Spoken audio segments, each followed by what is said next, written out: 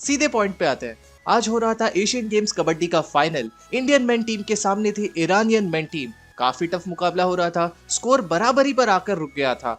पवन Sehrawat red पर आए थे और सामने थे ईरान के डिफेंडर्स। पवन सहरावत ईरान के राइट कॉर्नर को टच करने की कोशिश करते हैं, लेकिन हड़बड़ाहट में वो प्लेयर खुद ही बैकलाइन के पीछे चला जाता है और सेल्फ आउट हो जाता है। माइंड इट कि अब तक पवन ने किसी भी प्लेयर को टच नहीं किया हुआ है और यहाँ पर दूसरी तरफ से लेफ्ट कॉर्नर पवन को पकड़ने के लिए आ जाते हैं, लेकिन उस टाइम पवन खुद ही लॉबी में चले जाते हैं।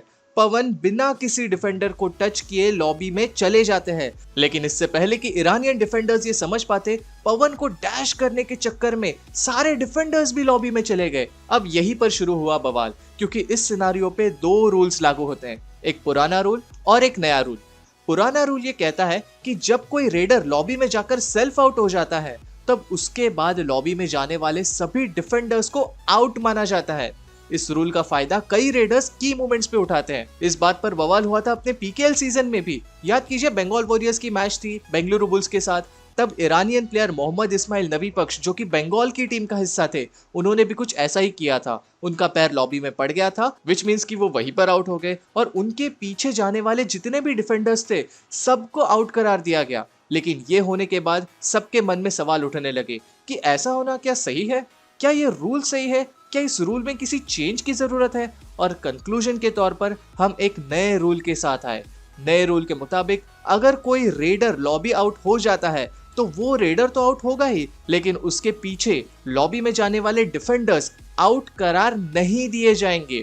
प्रो कबड्डी के 9वें सीजन से ये नया रूल अप्लाई किया गया। अब ऐसे कई सारे रूल्स हैं जो कि एशियन गेम्स में प्रो कबड्डी से लिए गए हैं, जैसे कि सुपर टैकल में 2 पॉइंट्स मिलना, हर तीसरी एम्प्टी रेड डू और डाई रेड होना। ये सब रूल्स पहले एशियन गेम्स में नहीं हुआ करते थे। ये सब रूल्स प्रो कबड्डी से अडॉप्ट कर लिए गए हैं, लेकिन इन सब रूल्स में ये लॉबी वाला रूल शामिल नहीं था। एशियन गेम्स के रूल बुक में अभी भी वो पुराना रूल ही लिखा हुआ है। सो टेक्निकली यहाँ पर पुराना रूल ही लागू होना चाहिए था, यानी पवन तो आउट है ही, लेकिन उनके बाद लॉबी में जाने वाले सभी डिफेंडर्स आउट होने चाहिए थे। लेकिन अंपायर्स ने ऐसा नहीं किया। अंपायर शायद ये बात नहीं जानते थे कि नया रूल अब तक एशियन गेम्स में लागू नहीं हुआ है। अंपायर्स ने दोनों टीम्स को एक एक पॉइंट दे दिया। एक पॉइंट इंडिया को इसलिए क्योंकि ईरान का एक प्लेयर बैकलाइन के पीछे चला गया था, और एक पॉइंट ईरान को इसलिए क्योंकि पवन सहरावत आउट हो गए थे और वो लॉबी में जाने वाले सभी डिफेंडर्स को सेफ करार दिए। अब इस बात पर इंडिया ने थर्ड अंपायर से रिव्यू मांगा।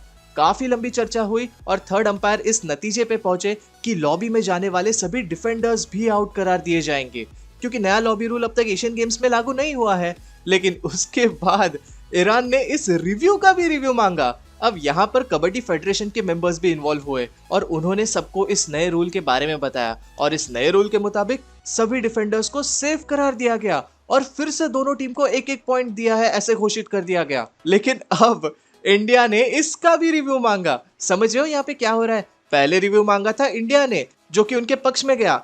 ईरान ने इस रिव्यू का भी रिव्यू मांगा, जो कि उनके पक्ष में गया, और फिर इंडिया ने इस रिव्यू के रिव्यू का रिव्यू मांगा। काफी हीटेड आर्ग्यूमेंट हुई कोचेस और ऑफिशियल्स की।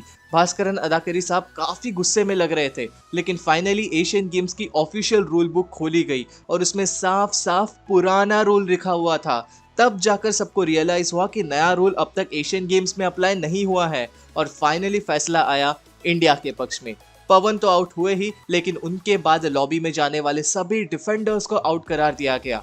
गेम का आखिरी मिनट बचा हुआ था और उसी दौरान इंडिया को एक लीड मिल गई और इवेंचुअली इंडिया ने फाइनल मुकाबले को जीत लिया। सुबह महिलाओं ने चाइनीज टीम को हराकर देश को गोल्ड मेडल दिलाया और अब पुरुषों ने ईरान की टीम को हराकर देश को गोल्ड मेडल दिलाया।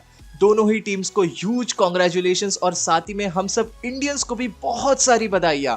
खैर, आप लोग मुझे अपने विचार कमेंट सेक्शन में जरूर बताना कि क्या ये नया रूल अगले एशियन गेम्स से कबड्डी में अप्लाई होना चाहिए या नहीं।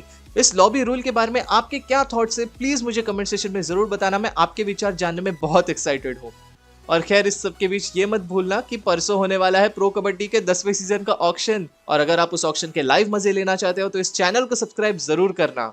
प्रो कबड्डी के आने वाले ऑक्शन के रूल्स को समझने के लिए यहाँ पर क्लिक कीजिए और pro kabaddi auction strategy series देखने के लिए यहाँ पर क्लिक कीजिए। मैं वेदांत वैद्य बहुत ही जल्दी मिलता हूँ आपसे नेक्स्ट वीडियो में, प्रोबेबली कल ही। तब तक के लिए बाय बाय।